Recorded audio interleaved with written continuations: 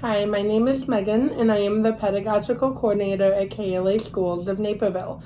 And today we are joined by Miss Becca, one of our threes teachers at Naperville, and she's going to talk about the importance of creating a familiar environment in the classroom and how that supports the child's learning process, transition, and how we incorporate parent involvement throughout that environment as well.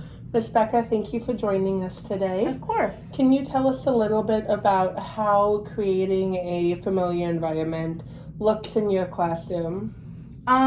Creating a familiar environment in my classroom looks a lot like displaying children's artwork and displaying documentation that includes pictures and things that they are proud of. Not only that, but also family photos and things like that help them feel welcome and allows for, as Megan mentioned, that strong transition from activity to activity, or from home to school, or from classroom to classroom. And what are some ways that, like the family photos, for instance, what are some ways that those help with the transition between the children? If a child is struggling with that transition from home to school, for example, a family photo may help with that transition, allowing them to take a look at them, remember that they have, remember that mom and dad always come back, or that their siblings are here. And a lot of times when one family photo comes down from my display, all of the family photos come down from my display. So then everyone starts talking about, hey, I have a sister named so-and-so, or look, this has my grandma or my brothers, or look at my mom is taller than my dad. So it creates this sense of welcoming, but it also creates a sense of community, and it incorporates those learning standards as well. I know you mentioned sense of community, and you have cultural cards in your classroom. What do the cultural cards do, and what do those look like? The cultural cards are just a half sheet of cardstock that I sent home with the parents with just a very easy assignment: culture, picture of your child, and like a special fact about your child. Some parents go over the top, some parents just kind of do it, which is totally fine. But it allows the children to look at, for example, one child has the Indian flag, well, another child has the Indian flag.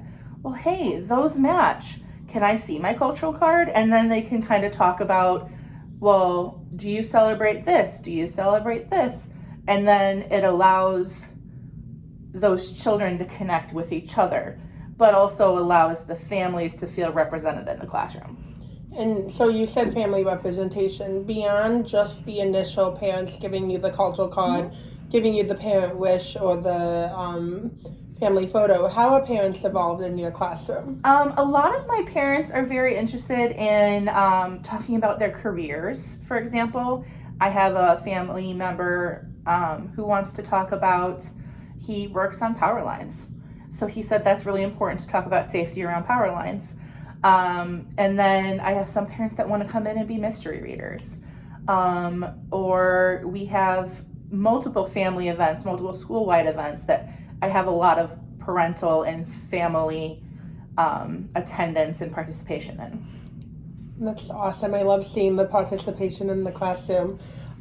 With the self-portraits too, what do those look like? Because I know when we say, oh, we have our kids do self-portraits, they're itty bitty.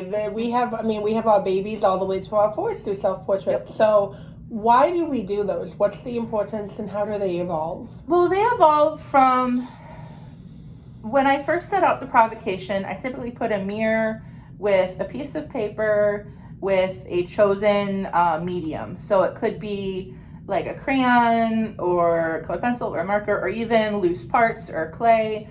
As the years go on, as the year goes on, we'll kind of morph and just choose different mediums as I include them in that process. But like currently I have some students that make like people figures, but I also have some students that kind of just make like circles or scribbles, which is totally normal for their process. But it's also important, as you stated, that self-portraits are done because we can see that evolution of fine motor, but we can also see that evolution of self-image. Yeah, and I know something that Miss Becca and other classes have is when they put their self portraits up, they'll take quotes too, so you can see how the kids are viewing themselves, which is great because we do want to create that high image of the child here, and we believe in the children are capable and that they do have a high image. Miss Becca, thank you so much for joining us today and talking about how you create your environment and the importance of it. I really appreciate it. Of course.